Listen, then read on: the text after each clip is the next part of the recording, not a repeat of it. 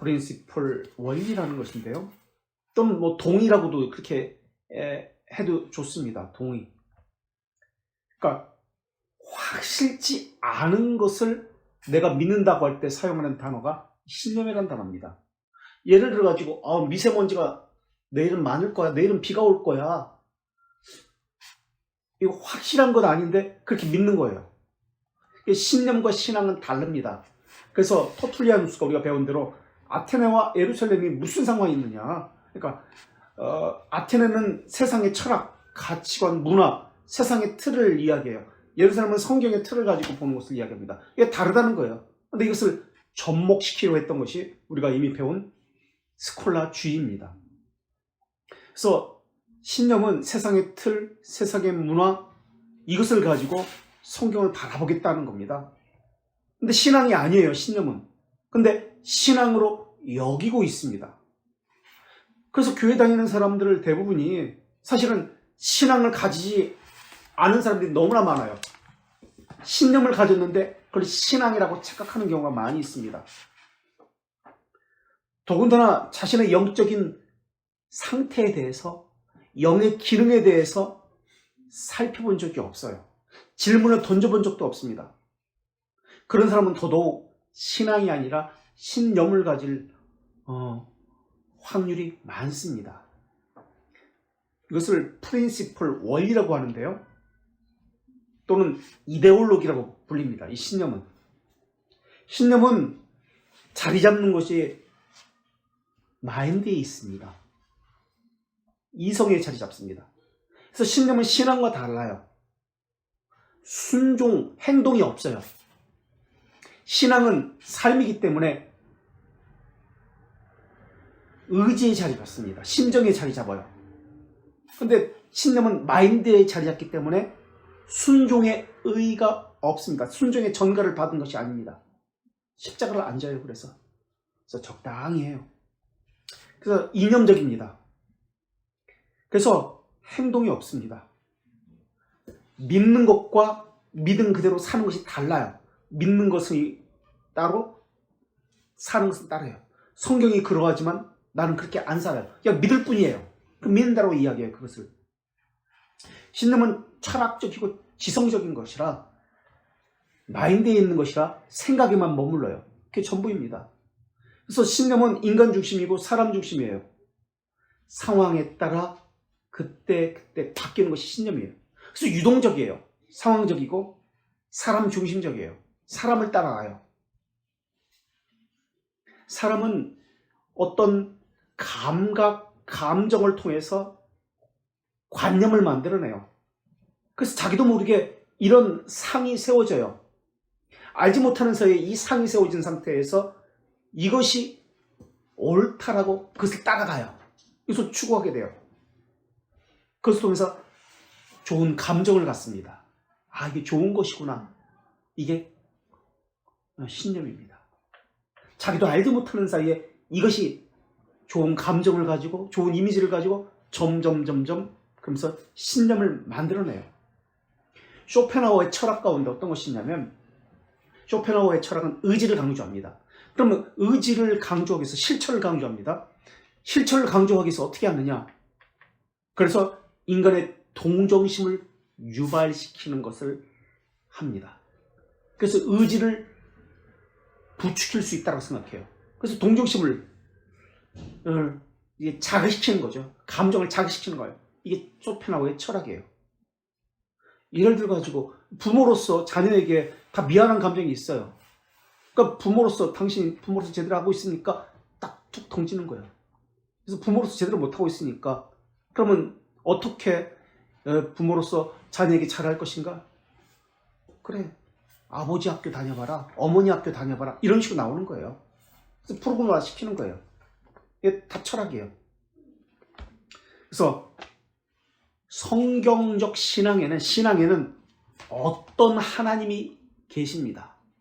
그러니까 어떤 하나님이라는 것은 그러니까 나와 관계하는 그 하나님을 이야기해요.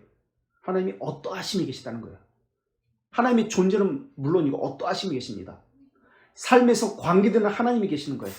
그래서 하나님의 체험과 하나님께서 나와 어떻게 역사하셨는지 그 삶의 발자취를 자국자국 이런 것이 있습니다. 그래서 하나님과 동행한다는 것이, 그러니까 우리는 이것을 부성애를 아는 확고하고 확실한 지식이라고 했잖아요. 이런 믿음이라고 하잖아요. 이런 것이 있는 거예요. 근데 철학적 신념은 철학이거든요. 어떤 하나님이 없어요. 그냥 하나님의 존재만 있는 거예요. 존재하신 하나님. 왜냐하면 삶이 없으니까, 관계가 없으니까, 삶에서 하나님과의 이런 체험적인 관계가 없으니까, 이성에서만 있으니까, 생각 속에서만 존재하는 하나님이 있는 거예요. 그러니까 그들이 말하는 신념은 심상의 하나님이에요. 심상. 마음속에 있는 아상의 하나님이에요. 그러니까 내가 어떤 하나님인가? 내게 어떤 하나님인가? 그러니까 쉽게 말하면 하나님의 속성이 늘 나와 함께 있는지 이게 살피는 거예요. 이게 신앙이에요. 그것에 대해서 신뢰가 있는지, 순종이 있는지, 이게 신앙이에요. 그러니까 삶이 없으니까 철학은, 신념은 하나님의 속성, 어떤 하나님인지가 없는 거예요. 이게 신념입니다. 그래서 신지학, 신에 대한 지식, 그러한 분, 이것을 테오, 하나님이잖아요. 소피아라고 합니다. 테오소피아, 신의 지혜. 그러니까 신의 존재에 대해, 지혜에 대해 관한 철학을 테오소피아, 신지학이라고 얘기합니다. 이게 중세 12세기 프랑스 남부를 중심으로 이게 발전을 합니다. 그런데 이것이 어디서 왔냐면 유대교 신비주의 카발라에서 나왔습니다. 이게 철학이거든요. 초대교회에 있었던 유대 신비주의 카발라에서 나옵니다. 이것이 그러다 중세 12세기 프랑스 남부를 중심으로 스페인 이렇게 뻗어나갔어요. 이게 신비주의입니다, 사실은. 그리고 이것이 웨슬리에게 영향을 끼친 윌리엄 로, 우리 지난번에 책을 제가 보여드렸죠. 이 사람에게 이 사상이 나타납니다. 그리고 19세기에, 지금까지는 중세 또는 초대 때는 어떤 학파로서 공식적으로 이것이 나오진 않았지만 19세기에 신지학파라는 이 학파가 만들어집니다. 이 신지학파는 자연의 표정을 읽을 수 있다는 철학입니다. 자연을 읽으려고 바람소리, 물소리를 듣습니다. 자연의 흐름을 봅니다.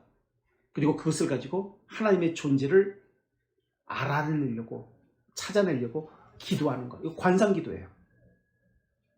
그래서 자연이 살아있다는 거예요. 하나님의 영으로 가득 차서 힘, 빛, 활동, 흐름으로 가득 차는 거예요. 이 말은 베르그송, 우리가 백송이라고 하는 베르그송이 한 얘기입니다. 그래서 물질 세계, 신적 세계, 중간 세계까지 접근하는 것을 상상, 명상, 깨달음을 통해서 접근하는 거예요. 자연 속에서 그 신적인 존재를 발견하는 거예요. 그러니까 내 몸 밖에 자연 속에서 신을 만나겠다라는 겁니다.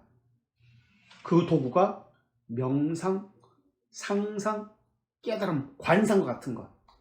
관상기도, 입신 추구, 이런 거예요. 이게 신지학입니다. 그래서 이것을 오늘날은 영성신학이라고 그렇게 이야기해요.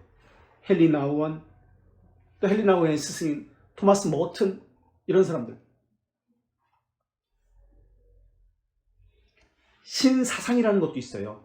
이건 약간 신지학이고, 그거 말고 신사상이라는 것도 있습니다. 이것도 마찬가지예요. 이들의 주장은 마음에서 병이 시작된다고 얘기해요. 그래서 올바른 생각을 가져야 육체의 병을 고치고 몸을 튼튼하게 한다. 그래서 이들은 테라피스트, 치유사학을 추구합니다. 그러니까 이들의 관심은 하나님, 삼위일체 하나님에 관심 있는 게 아니에요. 그러니까 신성을 추구하면 병이 나은다. 그들의 관심은 사람입니다. 치료입니다.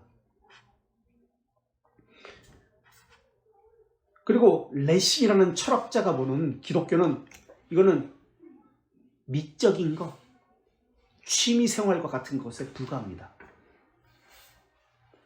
레싱을 의심하는 자, 냉소주의자, 회의주의자라고 그렇게 불리거든요. 이 레싱의 철학은 자기 견해만 믿습니다. 성경은 그저 성경이에요. 나는 상관이 없어요. 그래서 종교적 심성과 실제 이성은 다르다고 이야기합니다. 그래서 이성적 기독교를 추구했습니다.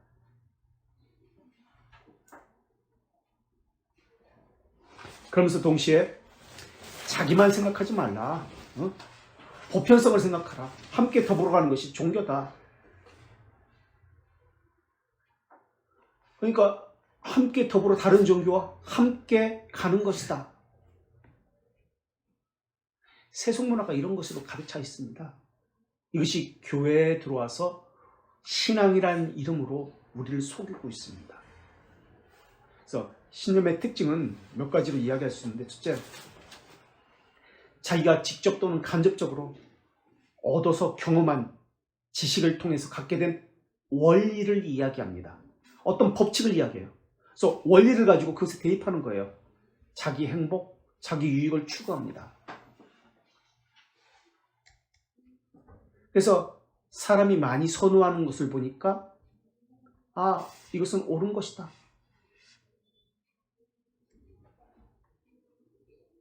그리고 이 신념은 자기중심적입니다. 자기가 직접 체험했기 때문에 자기중심적입니다. 그래서 자기 소속교회, 자기 가족, 이게 중요합니다. 전체는 상관이 없어요. 자기중심적, 자기 유익만 생각합니다. 자기 유익을 추구하다 보니까 동일한 것을 얻고 싶은 사람들이 같은 것을 바라보면서 함께 모이기 시작합니다. 동일한 것을 같이 바라보고 같은 것을 얻으려고 하는 사람들이 함께 모이는 것, 이걸 대중성을 갖는다는 말을 바꿔 말해줬습니다. 그러니까 대중성을 갖게 되면 사회 문화를 주도하게 됩니다. 같은 것을 바라보는 거예요. 이 사람들은 같은 것을 얻기 위해서.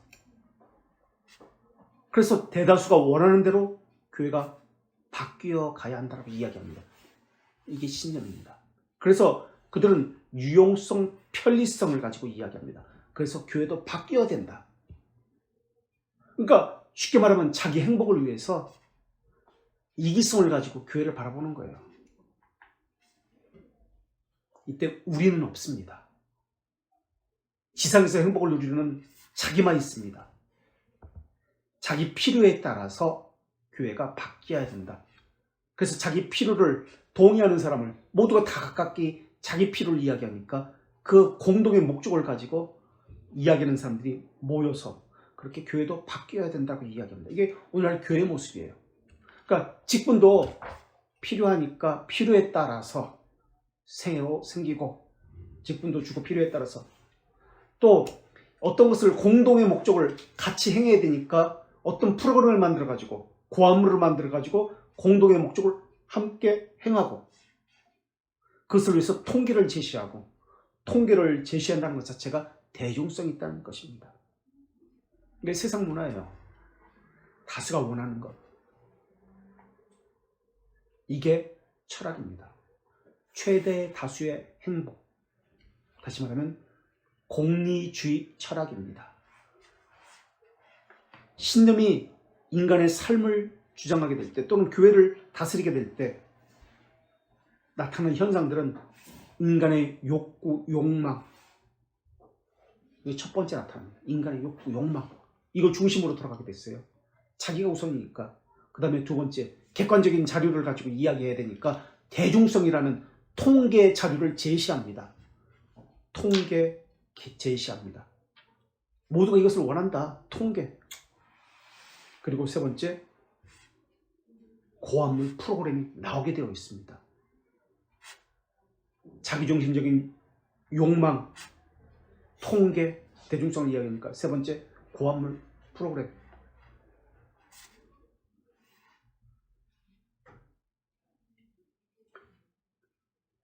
그래서 어떤 프로그램이든 어떤 의도든 저 사람이 어떤 것을 원하든지 내 관심 밖이야. 그러니까 무슨 말이냐면 내가 원하는 것에 동의하면 되는 거예요. 그 프로그램이 어떤 것이든지 상관이 없어요. 내가 원하는 것을 추구하는 프로그램이면 이건 되는 거예요. 저 사람이 어떤 사상을 가지면 상관이 없어. 내가 원하는 것과 동일한 사상을 가졌으면 그럼 되는 거예요. 이게 신념입니다. 여기는 하나님의 말씀, 하나님의 뜻, 이거 없어요. 사람의 욕구를 좀 더 나은 삶을 제공해 주는 것이라고 그렇게 생각해요. 자기 욕구를. 그걸 얻겠다고 하는 것이 신념입니다. 근데 이것을 신앙이라고 착각합니다. 그래서 첫 번째로 신앙은 자기로부터 시작합니다. 자기. 그래서 교회에 새로 온 사람이라든지 또는 우리 가운데도 마찬가지예요. 자기가 교회 하나님의 말씀을 중심으로 교회를 중심으로 보는 게 아니라, 그러니까 교회를 중심으로 말씀을 중심으로 자기를 보는 게 아니라 자기를 중심으로 교회를 보고 자기 중심적으로 성경을 봅니다. 이게 신앙이 아니라 신념이에요. 두 번째, 신념은 철학적이고 사변적입니다. 내가 원하는 것을 저 사람도 원해. 또 저 사람도 원하고. 이렇게 모아갑니다. 대중이 추구하는 방식대로 자기도 하고 그렇게 생각합니다. 철학자들은 그래서 어떤 사물에 대해서 부단히 생각을 해서 하나의 원리를 만들어냈습니다. 어떤 주제를 가지고 이렇게 하면 이렇게 될 것입니다 같은 그 원리, 도식을 만들었습니다. 이게 신념입니다. 원리, 도식, 프린시플. 이런 원리가 다수가 함께 같은 것을 추구하고 같은 이익을 바라보면서 그럴 때 이 원리는 살아남습니다. 그 원리는 대중성을 띠면서 계속 이어지고 살아남습니다. 그런데 다수가 원치 아니하고 소수가 자기 이익의 그 만족이 소수라면 이 원리는 사라집니다. 이 대중성이라고 이야기해요. 그래서 교회에 만든 프로그램과 고안물도 다수가 원하면 살아남습니다. 다수가 원하지 않으면 그것은 사라집니다.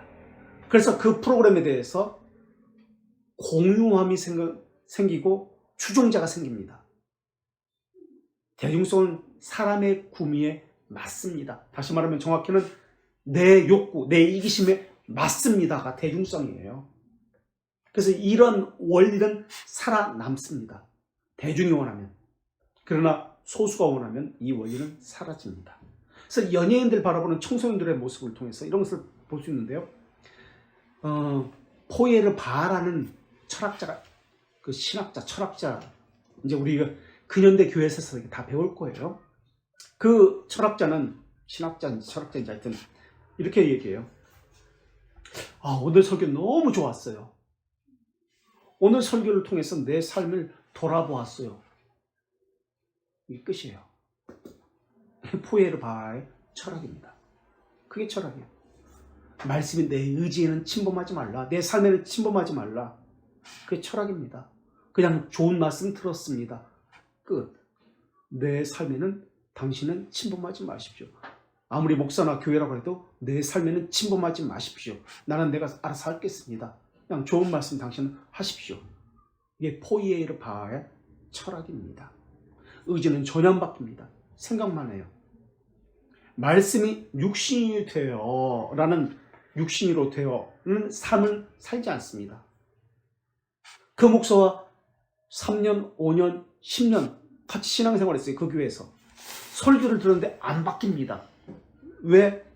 6년 전이나 10년 전 처음 왔을 때와 똑같습니까? 그 사람은 신앙을 갖지 않았기 때문에 그래요. 생각만 바뀐 거예요. 삶이 바뀌지 않았습니다.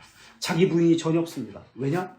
신념으로, 그래, 철학으로 그들은 생활했기 때문에. 그래서 신앙이라고 착각했기 때문에 그래요. 그러니까 여전히 자기 부인, 희생 이런 거 없는 거예요. 오히려 그 이전보다 열심은 사라집니다. 생각만 너무나 많은 걸 배웠습니다. 내 안에 생겼다, 많이 안다, 이런 것만 있습니다. 의지는 전혀 나오지 않습니다. 그러니까 말씀을 들으면 내가 누군지 깨달았습니다. 내 생각이 잘못됐다는 것을 깨달았습니다. 이것만 있어요. 순종이라는 게 전혀 없어요.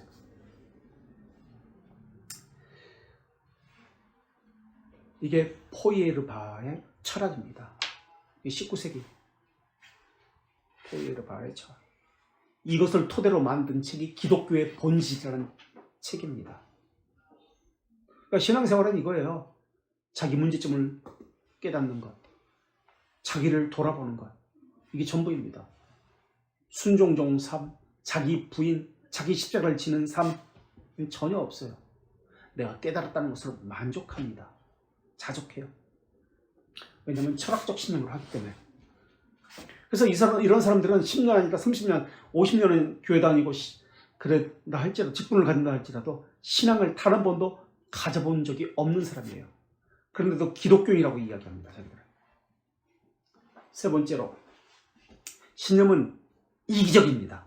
아주 이기적이에요. 지독히 이기적입니다. 그러니까 정치적으로 얘기하면 나치주의나 패권주의, 민족주의와 같은 거예요. 어떻게든 다른 사람은 상관없어. 내가. 그래서 공격적이 됩니다. 자기 것을 챙기기 위해서 적대적이 됩니다. 그러니까 내 의견에 반대하는 사람은 무조건 적이야. 전투적이 돼요. 계몽주의자들은 이제 우리가 17세기, 18세기 이제 배우게 될 텐데요. 근현대교회에서 계몽주의자들은 모두 유토피아를 꿈꿨습니다. 완전한 교회, 완전한 세상이 올 것이다. 그것을 이루는 곳이 교회를 통해서 이루게 된다는 거예요. 하나님의 계시 없이, 성경 없이, 삶 없이, 생각만으로, 이성만으로, 이것이 신념입니다. 그런데 대중적인 지지를 받습니다. 대중적 지지를 받지 않는 원리는 도태되고 사라지기 때문에, 대중적인 지지를 받는 원리 신념만이 살아남기 때문에 다수가 옳다라고 이것을 여깁니다. 이것이 신앙이 돼버려요. 교회에 들어와서. 그래서 다수가 갑니다. 많은 이들이 찾습니다. 그것이 옳은 길이라고 이야기합니다. 그래서 그들은 다 큰 교회를 꿈꿉니다. 다 성공이라는 개념이 그들은 다 똑같습니다. 연예인이 돼서 이름을 날리는 것, 예를 들면 돈을 많이 버는 것, 이게 하나님의 은혜, 성공이다라고 생각해요. 그래서 그것이 어땠단 말인가요? 그게 정말 하나님의 영광인가? 자기 영광인가? 오히려 자기를 다 버리는 것, 이게 하나님의 영광일 수도 있거든요. 그런데 그들은 영광을 그런 개념으로 생각하지 않아요. 자신의 삶의 목적을, 자신의 욕망에 성취하는 것이 하나님의 영광이다라고 이야기해버려요.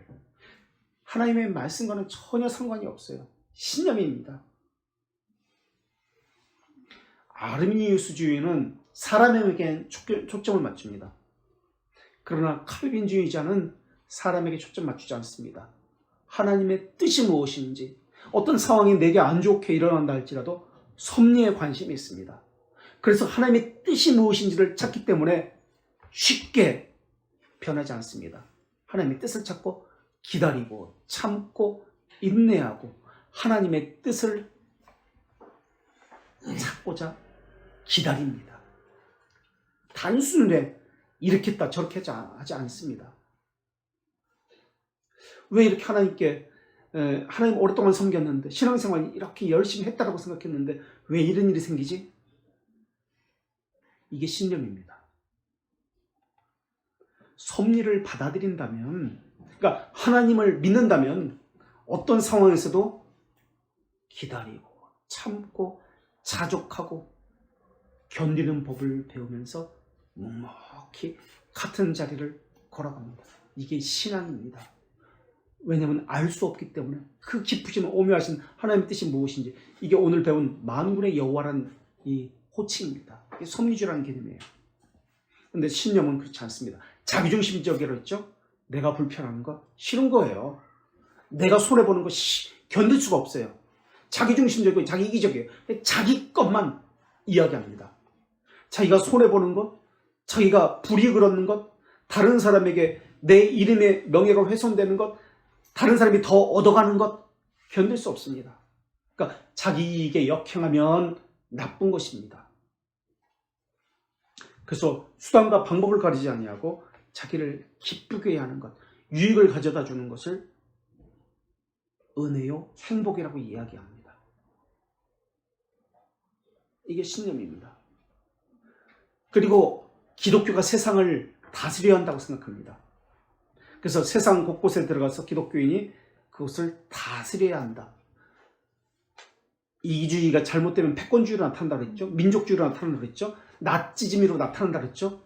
그 지역을, 그 회사를 패권주의가 나타납니다. 기독교인이 사회 곳곳에 다 들어가서 그곳에 머리가 되어야 한다. 그래서 다스려야 된다. 이건 철학입니다. 유토피아를 꿈꾸는 거예요. 이건 계몽주의자들의 사상입니다. 볼트주의라고 17세기에 볼트라는 사람이 만든 철학이에요. 볼트주의. 세상은 가시적으로 하나님의 존재를 증명할 수 있다고 했어요. 그래서 이것이 신칼빈주의에도 나타납니다. 주권 영역. 이 볼트라는 사람은 17세기 할레대학은 경건주의자들을 경건주의의 본산입니다. 거기 총장이었어요. 대학. 그래서 하나님은 인간이 원하는 대로 할 수 있다고 주장하는 사람입니다. 이 사람은 언어 철학의 창시자인데요. 여기서부터 그냥 성경 비평주의가 나옵니다. 그러니까 가시적인 것으로, 세상에 있는 가시적인 것으로 하나님을 증명할 수 있다고 하는 거예요. 그래서 여기서 성시운동이 나타나는 거예요. 모든 도시, 모든 나라, 모든 직장, 하나님의 나라로 민족 복음화, 하나님께 드리는 도시, 유토피아를 꿈꾸면서 조금만 참으면 하나님께서 다스리는 그러한 도시가 될 것이다. 나라가 될 것이다. 직장이 될 것이다. 그러면 행복해질 것이다. 환상을 심어놓습니다. 주권 영역이라는 이름으로.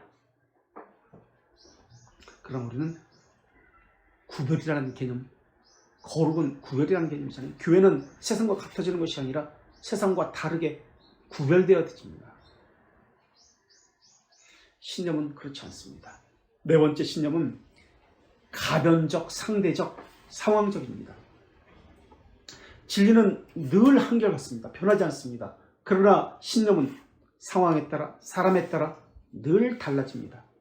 왜냐하면 자기 유익, 대중성에 따라서 이것이 달라지기 때문에. 그래서 그때는 맞지만 또 다른 때는 틀립니다. 같은 것을 가지고도.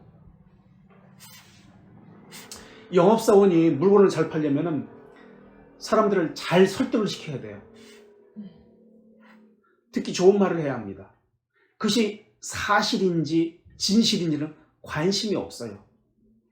그냥 물건만 잘 팔면 됩니다. 그 사람의 마음에 들게 설득만 잘 시키면 됩니다. 그게 설교로 적용되면 사람을 속여서 어쨌든 물건을 팔아먹으면 되니까 기분 좋게 하는 말, 그들을 칭찬하는 말, 이것을 통해서 그들의 감정을 자극합니다. 목적 달성을 위해서. 그러다가 그 방법이 안 먹히면 방법을 다 바꿉니다. 그래서 또 다른 방법을 사용해서 그 목적을 달성하게 하게 합니다. 그래서 어느 교회 다니다가 자기 수가 틀리면 언제든지 교회를 갈아탈 수 있는 겁니다. 하나님의 섭리를 생각하지 않아요. 쇼핑 다니듯이 백화점에서 물건 고르듯이 언제든 교회라는 개념은 자기 유익에 맞지 않으면 갈아탈 수 있는 거예요. 이게 신념이에요. 참는 법, 그 교회 하나에 소망을 갖는 법, 견디는 법, 하나님의 섭리에 관심이 없어요. 하나님이 그것을 통해서 내게 말씀하셨는지 관심이 없어요. 내가 중심이기 때문에 그래요. 상황적입니다.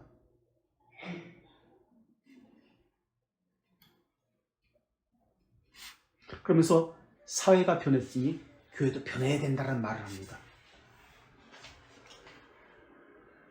이 말의 의미는 기준이 없다는 얘기예요. 사람에 따라 달라진다는 말이에요. 그리고 이 말은 기준이 없다는 말은 게으르다는 말입니다. 교회는 세상을 따라가는 것도 아니고 유행을 따라가는 것도 아니고 대중성을 따라가는 것도 아닙니다. 다른 교회를 따라가는 것도 아닙니다. 상황을 따라가는 것도 아니에요. 진리를 담고 있는데 그 진리는 변하지 않는 진리입니다. 이 베르송, 우리가 백송이라고 이야기하는 사람이 시대마다 사회에 적응되어야 한다라고 이야기한 그 철학입니다. 이것은. 그래서 신념은 다이나믹합니다. 동적입니다. 상황적입니다. 정적이 아니라 동적입니다. 이게 베르누소 철학입니다. 그리고 신념은 몇 번째죠? 다섯 번째인가? 다섯 번째, 신념은 전투적이에요. 자부심을 부추깁니다. 잘하게 만듭니다. 자부심을 갖게 하고 우쭐거리게 합니다. 우리가 이런 행사를 합니다. 자부심을 갖게 만듭니다. 자긍심을 갖습니다. 우리가 이런 교회를 다니고 보니까 너무나 좋다. 이런 교회가 자긍심을 갖게 만듭니다. 교회가 큰 걸 보니까 행복하구나. 하나님의 은혜가 많구나. 말씀이 좋구나. 자긍심을 갖게 만듭니다. 공유주의 철학입니다. 어깨가 올라가는 거예요. 최대 다수의 행복이라는 원리에 의해서. 제레미 벤담은 양적 공유주의를 이야기했고요. 스튜어트 밀은 질적 공유주의를 이야기했습니다. 양적 공유주의, 내게 행복을 주고 기쁨, 유익을 주면 그게 은혜다라는 것을 이야기합니다. 내 감정이 만져졌고 내가 위로를 받았어. 이게 바로 은혜구나. 윤리적 판단은 내게 행복을 주느냐 아니냐에 달려 있습니다.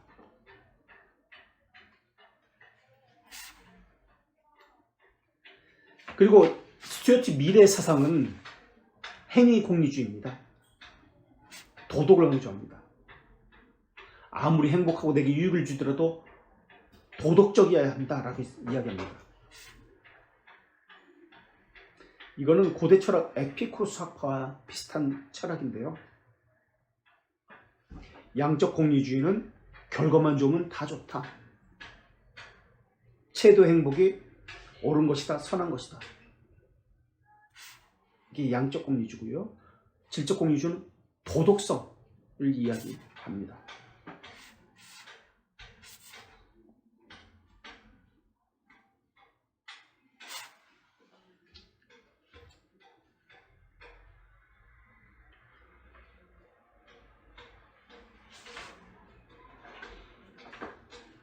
제레미 벤담의 양적 공유주와 비슷한 것이 로마 가톨릭의 스콜라주의입니다. 이제 그 얘기는 여기서 하지 않을게요. 그러니까 벤담과 밀의 공유주의의 차이는 도덕에 대한 해석의 차이예요. 밀은 행복의 원리를 실증의 가치로 판단합니다. 행복이 증진되면 선한 것이고 옳은 것이고 진리다. 행복을 역행하면 나쁜 것이다. 밀은 자기평가.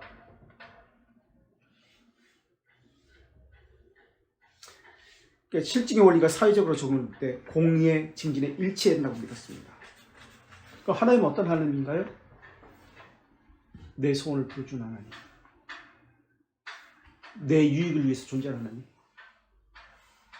이게 공유주의 철학이에요.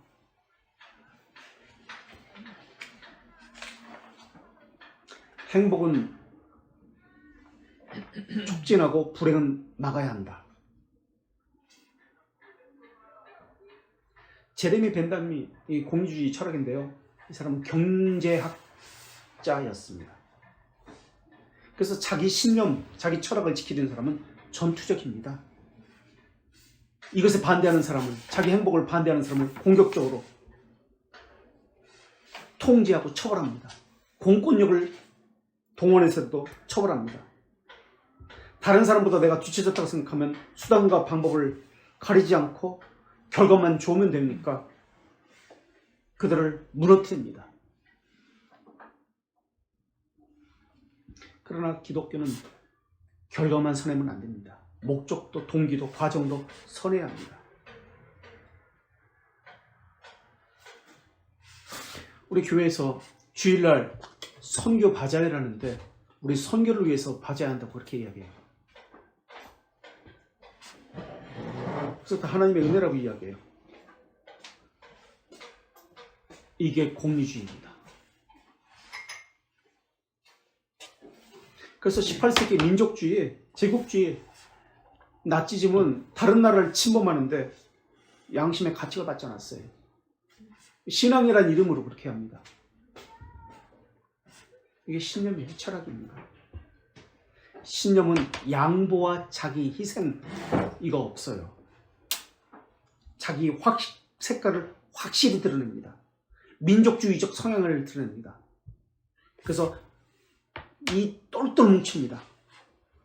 이 신념을 공유한 사람은 자기 편이고 그렇지 않은 사람은 적대자입니다. 자기에게 이익을 주면은 자기 편이고 정복의 기쁨을 느낍니다. 그러나 개혁신앙은 늘 보편이라는 개념을 함께 염두에 둡니다. 자기만 생각하지 않아요. 내 교회라는 개념이 없습니다. 보편 교회가 내 교회이기 때문에 타인의 생명을 귀중히 여깁니다. 그러나 신념은 자기만 생각합니다. 자기 교회만, 다른 교회는 염두에 두지 않습니다. 남의 교회 앞에서 전도해도 아무런 가치가 없어요. 차로 이렇게 돌려도 아무런 가치가 없어요. 자기만 생각하기 때문에. 그러다가 반대로 자랑할 게 없으면, 자랑할 때는 자긍심을 가지고 막 하늘 높이 올라가는데 자랑할 게 없으면 주눅 들고 자기를 밝히지 않습니다. 그럼 우리는 성경이란 절대 잣대가 있습니다.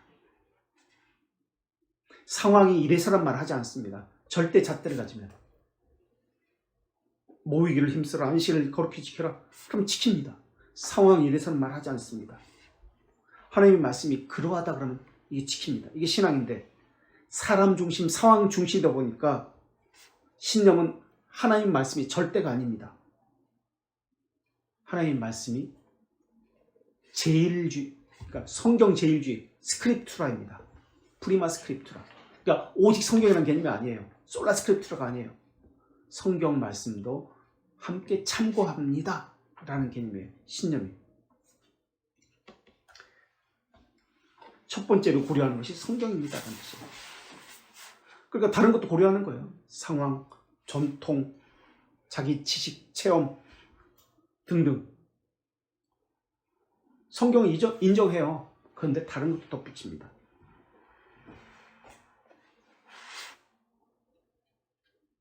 그래서 성경은 수많은 안내자들 중에 하나라고 여깁니다.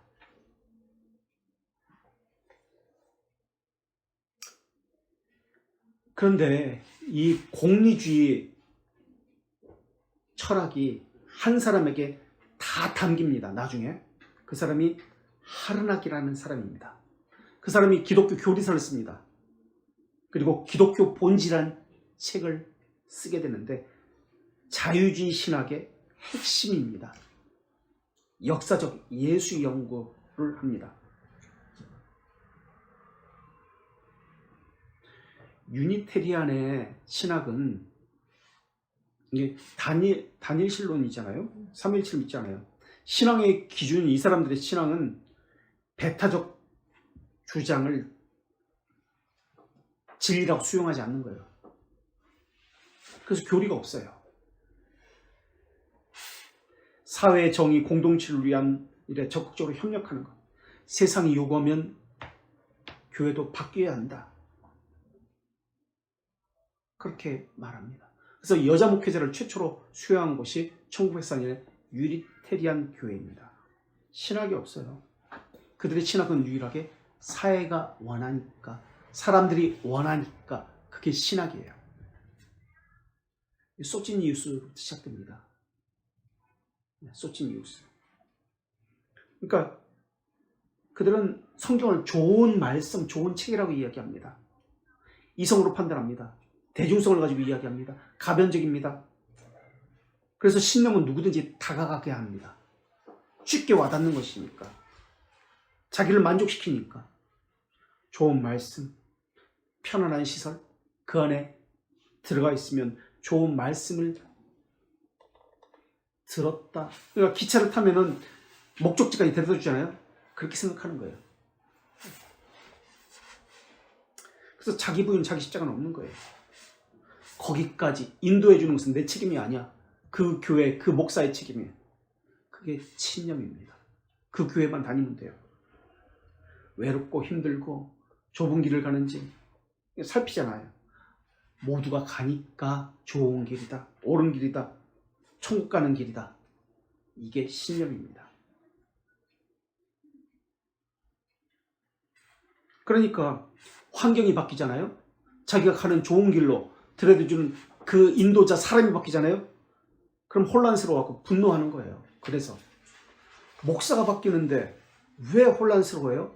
같은 교회에 같은 철학을 가지고 있는데, 그렇게 끝까지 유지가 되는데, 진리는 한결같은데, 근데 목사가 바뀐다고 그 교회가 혼란에 빠지고 혼란스러워하고 신경질 내고 분노하는 거예요. 철학이에요. 신념은 헤겔의 사상처럼 정반합의 원리를 따릅니다. 이거 다 진짜 배울 거예요. 중세교회에서 끝나고 종교개혁사 근현대교회에서. 그러니까 정반합의 원리는 A가 있으면 거기에 반대는 B가 있습니다. 그럼 반대가 A가 있고 또 A라는 것에 대해서 이야기하는 사람이 있으니까 이 둘이 합쳐라.